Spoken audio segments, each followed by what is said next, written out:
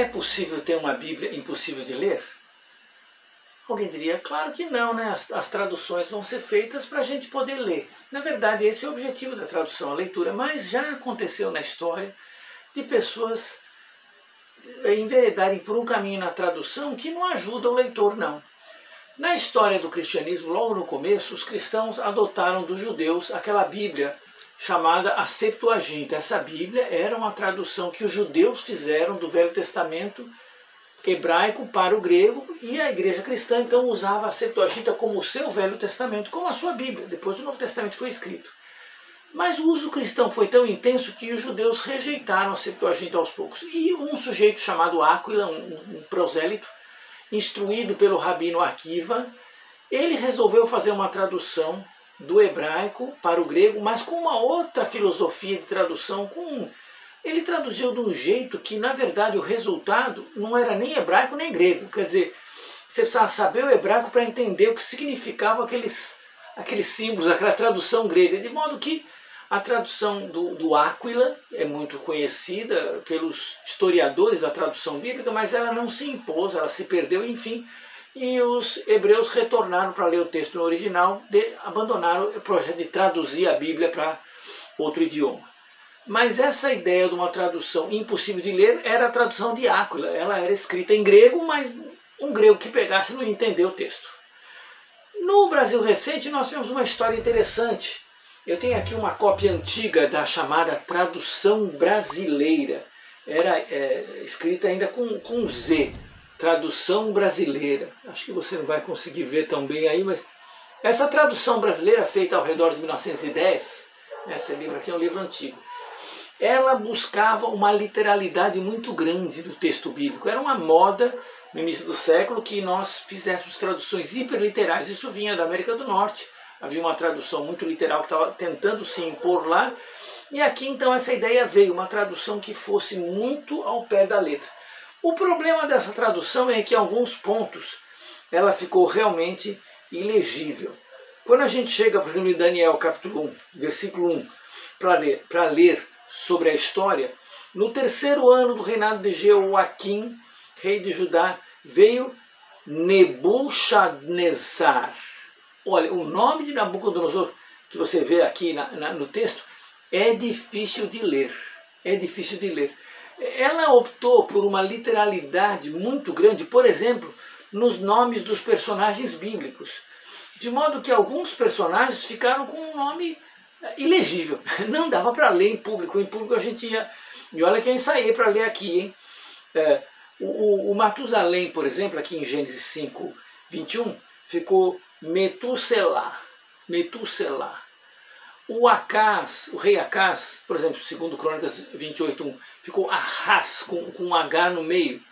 Barrabás, o famoso Barrabás, o bandido, virou Barabás, com 2 Bs e um Z no fim. Enfim, então essa tradução era muito literal e ela participou de outros preconceitos na época contra a própria tradução, mas ela acabou saindo do mercado. Recentemente, a Sociedade Bíblica do Brasil relançou agora a tradução brasileira, com S, né? A grafia da palavra brasileira mudou, e eles não fizeram aqueles erros. O nome de Nabucodonosor aqui dá para ler como em qualquer Bíblia, ou seja, eles não insistiram naquela literalidade dos nomes hebraicos para permitir uma leitura. Agora, é uma tradução que a Sociedade Bíblica do Brasil vende como a tradução tira-teima. Por quê? Porque às vezes você quer falar, isso é literalmente lá no grego, no hebraico, como é que é? Então, tradução brasileira é uma das traduções, vamos dizer, mais literais que nós temos no Brasil de hoje. Ela vai lhe dar um resultado, pelo menos uma ajuda para entender o que é que o texto dizia. Então, essa tradução foi numa época abandonada, essa tradução brasileira antiga, ilegível, mas agora, recentemente, ela foi retomada num modo que ela até tem a contribuição dela. Ela não é super literal, não, mas a tradução brasileira hoje é recomendada justamente nessa versão que a Sociedade Bíblica adotou, uma tradução para tirar as dúvidas. Uma outra tradução que eu diria que é ilegível é a chamada Bíblia Judaica. Eu tenho aqui o Novo Testamento, mas a Bíblia Judaica, por exemplo, ela faz ela pega o Novo Testamento e muitas vezes traduz os termos hebraicos, judaicos, com termos judaicos. Então fica um negócio, diria, como tradução, muito estranho. Eu vou ler aqui, por exemplo, Lucas, capítulo 2, versículos 25 até o 32. Havia em Jerusalém um homem chamado Shimeon. Ele era um tzadik piedoso que esperava ansiosamente pela consolação de Israel. E Ruach HaKodesh estava sobre ele. Fora-lhe revelado pelo Ruach HaKodesh que não morreria antes de ver o Messias de Adonai. Então vou parar por aqui. Veja, o que é Ruach HaKodesh? É o Espírito Santo. O que é Adonai? É o Senhor. O que é Tzadik? É o justo. Mas veja, para que colocar esse monte de palavras hebraicas no Novo Testamento, que na verdade foi escrito em grego? E como é que apareceu tanta palavra hebraica? Então ele fica fazendo uma retrotradução, tentando jogar para o hebraico de novo, para dar uma espécie de sabor judaico ao cristianismo antigo. Ele está dizendo, olha, o cristianismo antigo era um movimento que surgiu do judaísmo. Todos os escritores, menos Lucas, são todos judeus. Inclusive eles tentam fazer de Lucas um prosélito, que é um erro deles, né? Mas todos os escritores são judeus ou prosélitos, enfim, eles erram nessa parte. Lucas era um gentil. Mas eles então forçam a barra numa tradução que fica muito esquisita. Por exemplo, eu vou ler mais um texto aqui, lá em Filipenses, capítulo 1, versículo 1. De Saul e Timóteo. Quem é Saul? É o Saulo, mas eles põem o nome do Paulo, em vez de Paulo eles põem Saul, né? E Timóteo, escravos do mestre Yeshua, Jesus é Yeshua, para todo o povo de Deus, unido ao Messias Yeshua, que vive em Filipos, com líderes congregacionais e Shamashim. Shamashim? O que é Shamashim? É os diáconos. Então eles arranjaram uma palavra hebraica para o auxiliar da sinagoga que eles jogaram para dentro da igreja cristã. Então, enfim, uma tradução que eu acho ilegível, não deve se ler publicamente. Tem a sua utilidade? Olha, tem. Se você quiser um dia ler uma Bíblia para imaginar alguns conceitos, alguns termos judaicos usados, que seriam usados talvez na comunidade antiga, vale a pena ler um pouco. Mas, de novo, tem muita imaginação aqui, tem coisa que provavelmente o sujeito tirou da cartola. Então tem que ter muito cuidado. O original do Novo Testamento é grego e não tem nenhuma destas palavras hebraicas aqui lá. Então a gente usa, vamos dizer, com muito cuidado, né? É como quem usa um remédio, quem usa uma droga. É possível usar, mas olha, essa coisa é perigosa. Você tem que saber usar, saber o que está fazendo, né? Então, mas são versões. Então, o exemplo da antiga tradução brasileira, não é? Feita no Brasil, 1910, ou esse Novo Testamento judaico, Bíblia judaica, que foi feita agora no século XX por uma dessas pessoas que tem uma opção cristã, mas uma ligação com o judaísmo.